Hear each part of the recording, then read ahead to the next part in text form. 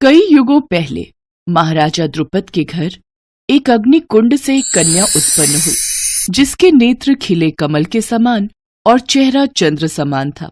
उसका नाम द्रौपदी था। वो जब हुई उस वक्त एक आकाशवाणी हुई, इस बालिका का जन्म अधर्मियों का संहार करने हेतु हुआ है। इस कन्या को लोग युगों युगों तक जानेंगे। अग्निकुंड से उत्पन्न होने के कारण द्रौपदी को अग्निदेव का रूप भी माना जाता है। साथ ही उसे रक्त चंडी का रूप भी कहा जाता था, जो अधर्मियों के रक्त से अपना खपर भरने आई थी। महाराजा द्रुपद की बेटी बनकर द्रौपदी उनके महल में रही। महाभारत के अनुसार जब पांडव द्रौपदी के स्वयंवर में हिस्सा लेने पहुंचे थे, तब कर्ण भी स्वयंवर में हिस्सा लेने पहुंचे थे, लेकिन द्रौपदी ने उन्हें सूत पुत्र कहकर रोक दिया था।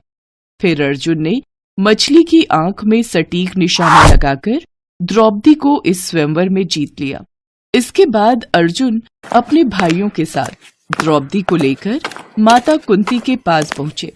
उस वक्त माता कुंती पूजा में विलीन थी। माता, देखो आज हम क्या लाए हैं। कुंती ने बिना देखे ही अर्जुन से कहा, पुत्र, तुम जो भी लाए हो, पांचों भाई उसे आपस में बांट लो। ये बात सुन सभी हैरान रह गए। फिर जब कुंती ने देखा कि अनजाने में उसने अपनी कुलवधू को बांटने को कह दिया, तो वह घबरा गई। लेकिन द्रौपदी ने कुंती की बात का मान रखते हुए सभी भाइयों को अपने पति के रूप में स्वीकार कर लिया। इसके पश्चात उन्होंने आपसी सहमति से ये निर्णय लिया कि हर वर्ष द्रौपदी एक भाई के साथ रहेगी और इसमें कोई भी दूसरा भाई हस्तक्षेप नहीं करेगा। सभी भाई इस बात से सहमत हुए। द्रौपदी सभी के साथ अपरिहस्त जीवन जीने लगी। ऐसे ही समय बीता।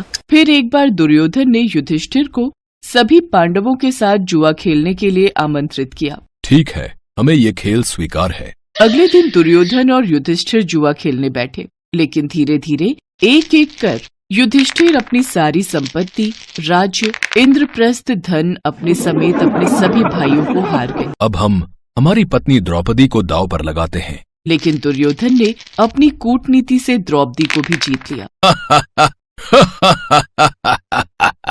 द्वारपाल, इसी क्षण द्रौपदी को सभा में हमारे समक्ष उपस्थित किया जाए। ये समाचार लेकर द्वारपाल द्रौपदी के पास गए। महारानी, अब आप दुर्योधन की दासी हैं। युधिष्ठिर जी आपको जुए में हार गए हैं, इसलिए दुर्योधन ने अभी आपको सभा में बुलाया है। ये बात सुन द्रौपदी की आंखों से आंसू बहने लगे और उसने द्वारपाल से सभा में जाने के लिए इनकार कर दिया। फिर दुशासन द्रौपदी के पास गया और उसे बालों से घसीटते हुए सभा में ले आया। महाराज, आप सब लोग समझते हैं कि मैं इस क्रीड़ा में जीती गई हूँ। क्या कोई हारा हुआ व्यक्ति भी भला दूसरे व्यक्ति को दांव पर लगा सकता है क्या?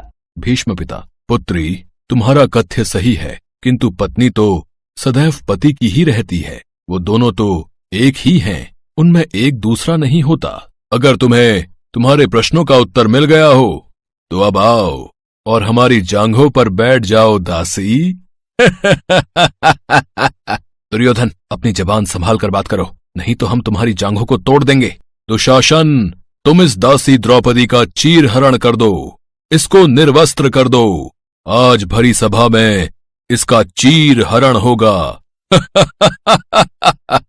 नहीं नहीं, ऐसा मत कीजिए भीष्म पितामह, द्रोणाचार्य, आप जैसे गुरुओं के होते हुए हमें भरी सभा में लज्जित किया जा रहा है। आप कुछ कहते क्यों नहीं? लेकिन द्रौपदी की बात सुनकर सभी मौन रहते हैं और शर्म के मारे अपना सर नीचे झुका लेते हैं। फिर दुशासन भरी सभा में उसके वस्त्र खींचना शुरू करता है। द्रौपदी चीखती रहती है, लेकिन कोई उसकी मदद के लिए आगे नहीं आता। फिर वो हाथ जोड़कर भगवान कृष्ण को याद करती है और उनसे प्रार्थना करती है, हे गोविंद, आज आस्था और धर्म के बीच युद्ध है। आज मेरी लाश तेरे हाथों है। अगर आज मेरी इज्जत गई तो आपकी भी जाएगी। मेरी रक्षा करो प्रभु, मेरी रक्षा करो। कृष्ण ने द्रौपदी की प्रार्थना सुन ली और उसके वस्त्र बढ़ाना शुरू किए। श्री कृष्ण के आशीर्वाद से द्रौपदी की साड़ी तब तक लंबी होती गई जब तक दुशासन हार नहीं गया।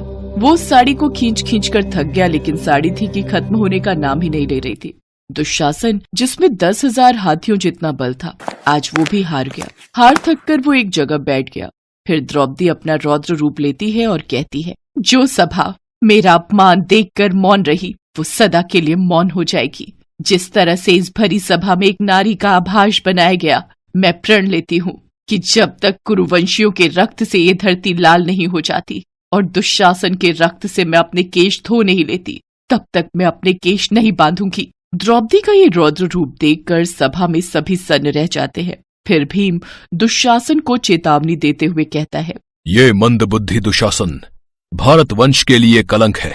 मैं प्रतिज्ञा करता हूँ कि युद्ध में इसकी छाती चीर कर मैं इसका लहू पीऊंगा। द्रौपदी के चीर हरण का बदला मेरे लिए तभी पूरा होगा।